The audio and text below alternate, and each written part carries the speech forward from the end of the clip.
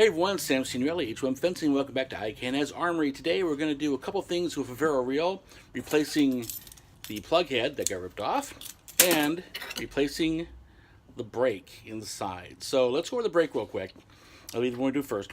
The brake is mounted on a little bracket that is on the drum, and there's a pin that goes through the bracket and these little mounting holes, and it swings really freely. So when you let go of the cable, it starts winding up real fast.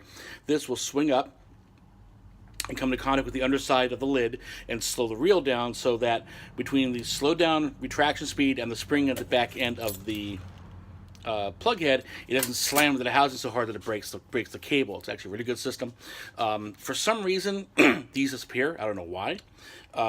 They're very easy to put back on. It's mostly a matter of lining the pin up. A note, when you buy these, I've yet to buy a brake where the pin's included. I had to buy a bunch of these, I think, from BG years ago. I need to buy some more. I had to put a bunch on. But that's actually pretty easy to put on. So we take this reel apart and we'll do it. Stand by. Okay, so step one is take the casing apart. Got my power drill here, and there are 4 screws around the underside of the frame. I'm going to take those out.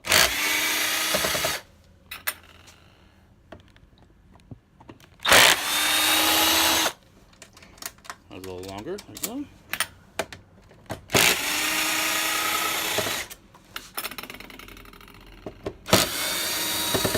Okay. Flip this over. Take the lid off. Just slides up.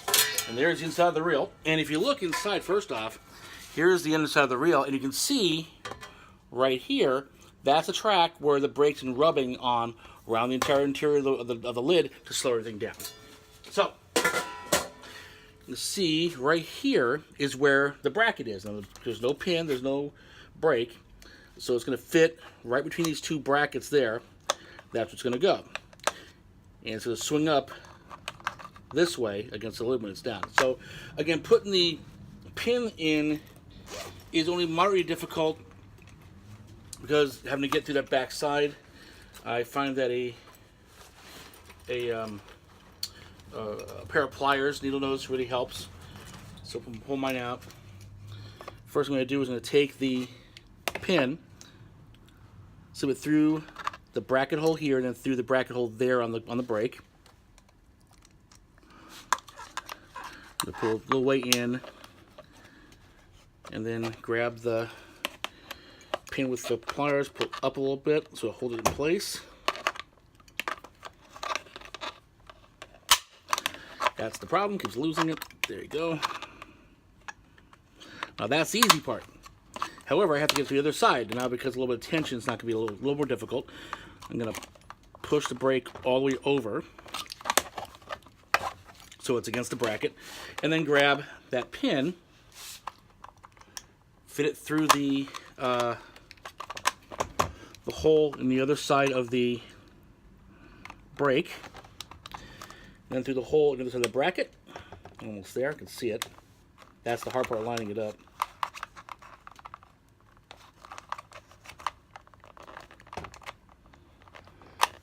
There it goes. And pull it through. There it is. But equally through. And what keeps the pin in place is the fact that it's being pinched against the side of the drum here. That moves. Nice and easy. So I'll swing up like that when it's being used against the bottom of the drum. That's where you replace the brake. Now we go to replacing the plug head. So stand by. Okay, so now we're going to fix the plug head. Now this particular one, someone's probably stepped in the plug head and ripped it right off. So I'm going to take the cable here. This is tied knots so it wouldn't fly inside. First thing to do is to detension the reel. Now, I could take the lid off and do it by hand, but I'm going to be lazy, do the easy way, undo the knot, let it slip inside, and unwind. Easy to do that way. So I already got the screws off this, so I'll take the lid off. Again, we're back to the inside of the machine. I'm not worried about anything in here. I'm worried about the cable. First thing I'm going to do is to find the end and slip it back through the cable guide. I'm going to pull it a little bit, tie it in a knot, so it doesn't undo again. That way you have plenty of cable to work with. first thing I'm going to do with this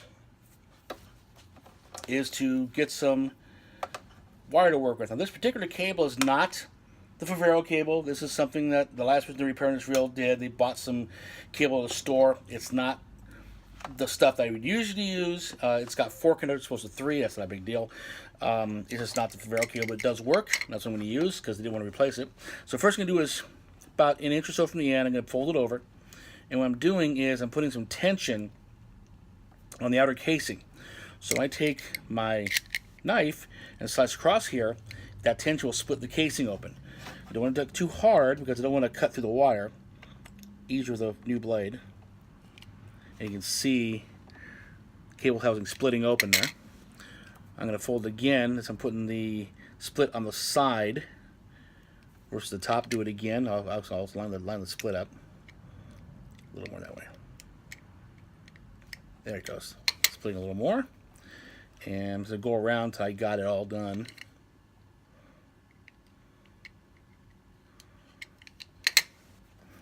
And make sure it's broken off. And pull the casing back off. This particular cable, like I said, it's not Favero cable. This has a different interior to it. It's got different strain relief, different shielding. So I'm going to cut this, or cut away this interior sheathing. There was some fibers in it, like a strain relief, known to be a Kevlar fiber in a Favero cable. And this particular one had some kind of metal sheathing. This one has 4 conductors. And see, it also has a metal sheathing on this one. Again, strain relief, I'm going to cut that away. We don't need that on this cable only. Normally, on a Favero cable, you don't have 3 conductors to worry about, and the Kevlar line. This particular one has 4 conductors. We're not going to use the black one. So I'm going to cut the black one away.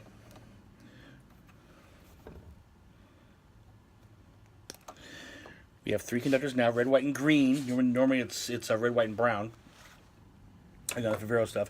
I happen to know from before that the A line's the red, white's the B, green's C. So I have this down here, but now I have to make sure I get the wire stripped a little bit so I can actually adhere it. So I'm going to strip about maybe a 1/4 inch from each end.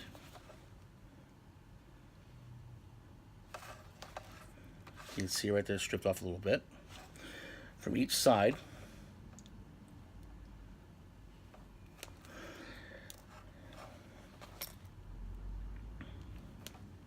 Okay.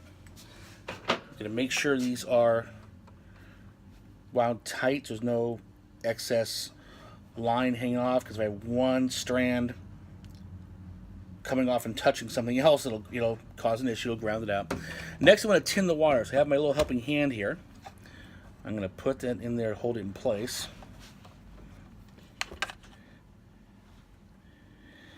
And then I'm going to get my soldering iron. For that, I'm going to take my sponge, get a little water on it so I can clean the tip later on. It's nice and that's wet. Put that aside for the time being. My soldering iron, soldering gun, and my solder. Same stuff I used on the body cords. I did an A-line clip. Here's the solder if you want to look at it and get that same stuff. It is a 60-40 mix. It's probably a 60 lead, 10-40 lead, I think. 0.032 diameter, so it's nice and small. What I'm going to do is get the iron going, and once it is hot, make sure that I have it wetted. There it goes. Put it against the strands there. It'll heat up a little bit. Put some solder onto it. Throw all 3 of these. I'm going to do that too. And the reason I do this, will be clear later. There it goes. There's that one. And as always, take a wet sponge and clean the tip off. Okay, put that aside. Okay, so now this part's done for now. Let it flop down out of the way. Next is taking apart the plug head. So first what I'm going to do is take the bail. See, it pops out like that. It goes in those little holes in the side there.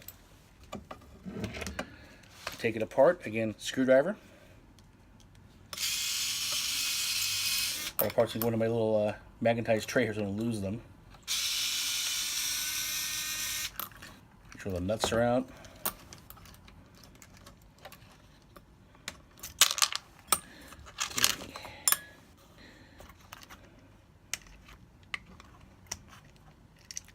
There it comes. It doesn't want to come out.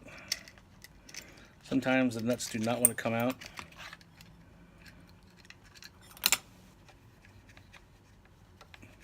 There it goes. Now the next one's the bottom.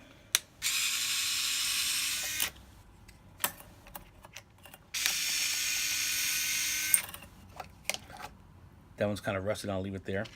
Once it comes, the casing comes apart. Pry that apart a little bit. There it goes. Okay, the casing is coming apart. This is probably the first repair of this. There we go. So the casing's apart, put that aside. I take off the last two screws here, which are on that clamp that acts as a strain relief. Easy to come out there, drops into the pan. Okay, so those screws are out. We have the spring, that's gonna come out. There it goes, spring comes off. Casing comes out. Now, here's a connection for Favero. It's why I like working on them. It's a circuit board. It's not a set of solder lugs like on an Ullman. You see there's solder back there.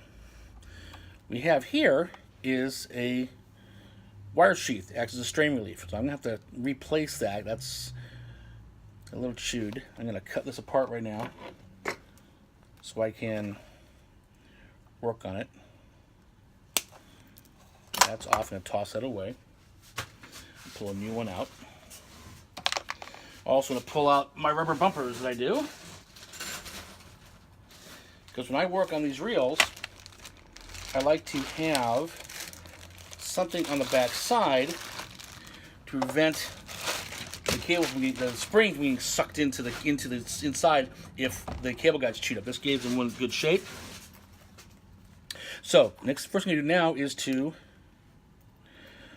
undo the solder. I'm going to go over here to my vise. Just hold it in place. Once it desolder, take it off. Now normally this is actually brown, white, and green, or as I call it, George W. Bush. I'm sorry, turn that around.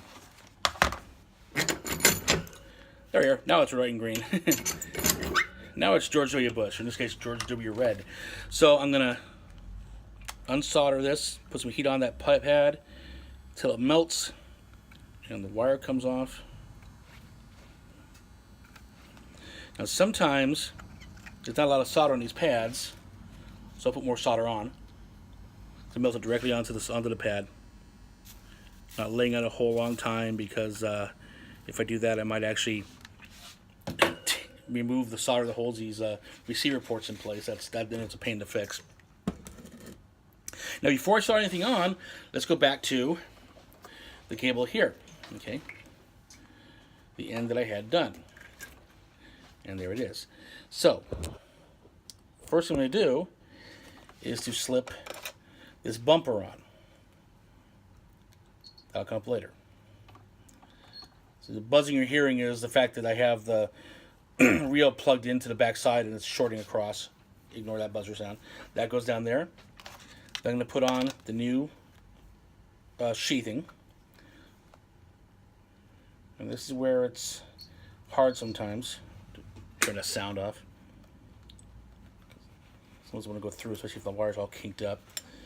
This is going pretty okay. Now I'm going to part where the wire's kinked, so let's see if it goes through easier. Much easier for Favero cable. It's a little bit narrower than this. Find where it's at. Hard to see where it is. Okay, we're going to come back to this. Stand by. Okay, we're back. Got through the bit of a kink in the line. So now I have the cable hanging out of this. I'm going to pull it back a little bit to about that point. So I put the spring on. Now the spring has two ends to it.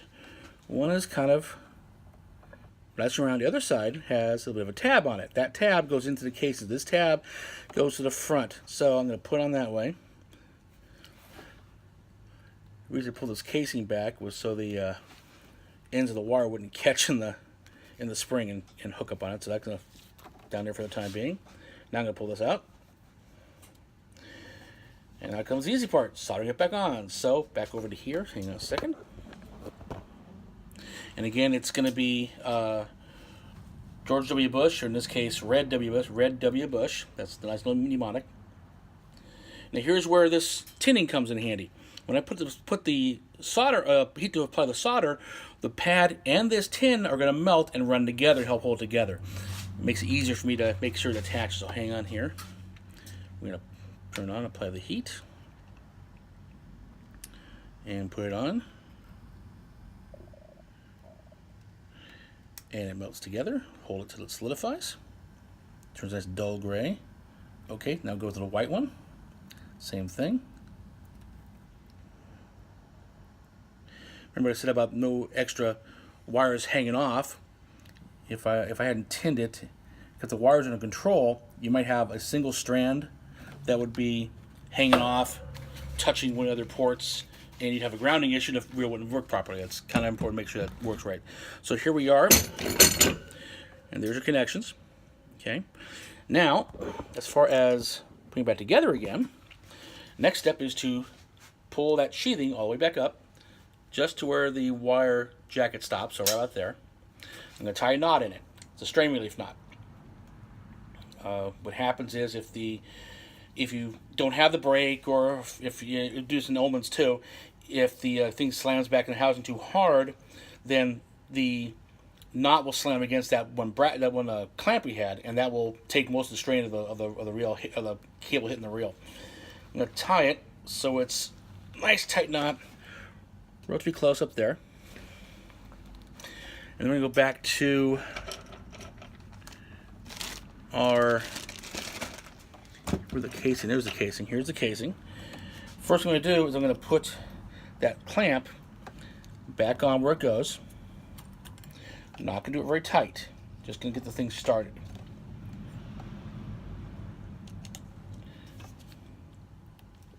I'm not actually making it tight, just the point it starts up, and we'll hold the clamp in place.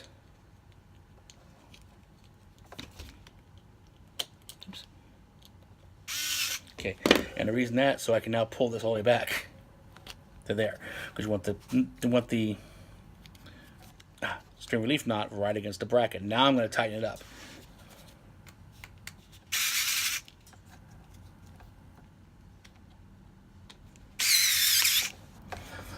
Now the clamp's tight. Now I'm going to pull the spring up forward, and the spring is going to go, so that tab we talked about is going to fit into a little recess right here in the top of the top part of the bracket, top part of the casing rather. So I'm going to put it so it's like that, hanging up. Sometimes there's a hole on that side, not in this case. Make sure that the receiver is in place, or it goes in one way. Make sure the wires aren't going to get crushed as they get smushed down there. There, it's in place. Now put the casing back over it. And the first screw I'm going to put down is the screw where that little tab was. So hold it in place. So that nut's back in, tighten all the way down. There it goes. Back side, since the nut's already there. Now it's a matter of putting everything back together. I like to put the bail on next. There's those two little holes, nice and easy. Then we have the side that has the retaining clip, and again, like the clamp inside, I'm not going to tighten this up all the way because I have to get some of this on it. So just starts with the nut stays there. I have to put this little piece on that the D-clip attaches to. It's just right under the head there. It'll still move. Now I put the D-ring in place underneath it, like that. Now I can put the other nut through and tighten it all down. There's that. And the last thing I'm going to do is to go back to that bumper we had. Now the bumper's back in here. I'm going to slide the bumper up and slip it over that sheathing.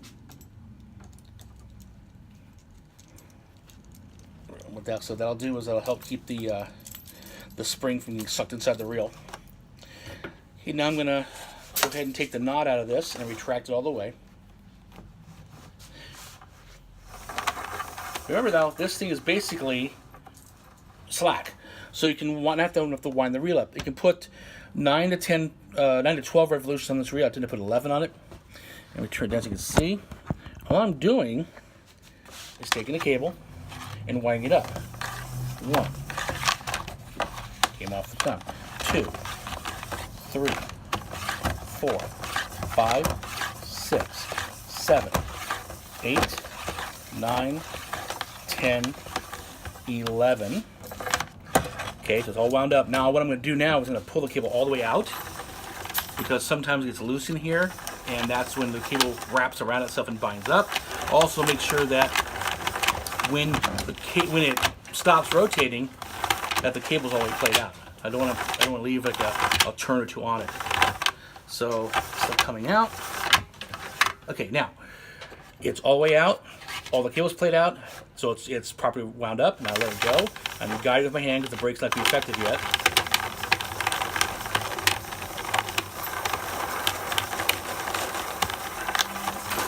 There we go. Last thing to do is I'm going to check the reel. I had the backside plugging to plug my other cord in front here. Okay, we're on cable now, and you can't. Then let me go over here so you can see the box.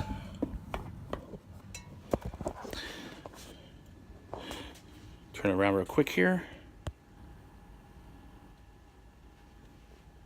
Okay, we're back. The problem is on my end. I swapped the A and the C line on the circuit board. Kind of easy to do. That's why I like my box, which will be a subject of another video. So as you can see, it's plugged in. You hear nothing on it. I'm pulling it. And as showed earlier, the all 3 lines are fairly stable, ready to go. That is done.